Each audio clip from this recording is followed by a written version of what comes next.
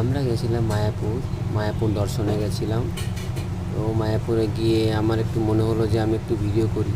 তো আমি সেখানে একটু হালকা করে শ্যুট করলাম তোমাদের দেখাবো বলে।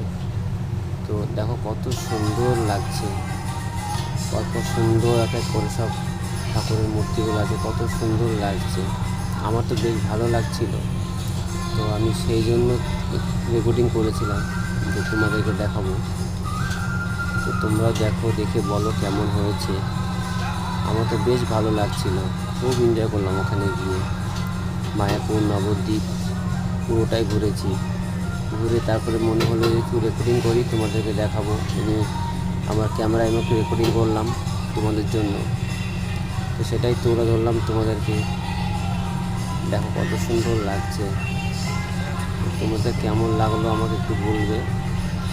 জানি না ভালো হয়েছে কেমন হয়েছে রেকর্ডিংটা, তোমরা একটু দেখে বলবে। দেখো কত সুন্দর লাগছে, আমার তো বেশ ভালো লেগেছে।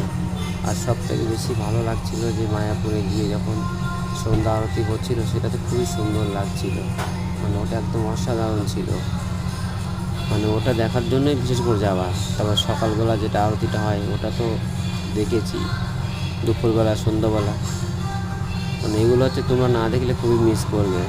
যারা যারা দেখেছো তারা তো জানো, যারা দেখোনি তারা যাবে মায়াপুরে গিয়ে দেখে আসবে যে ওটা কেমন সুন্দর হয়। এত সুন্দর হয় যে তোমাদের ওখানে মন বসে যাবে।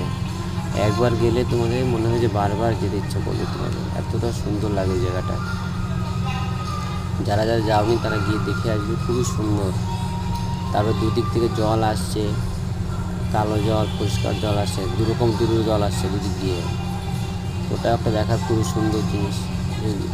দুটো জল দুদিক থেকে আসছে এসে, এবং দুদিক থেকে এক জায়গাতে পাস হচ্ছে কিন্তু মিক্স হচ্ছে না। তো তোমাদের কেমন লাগলো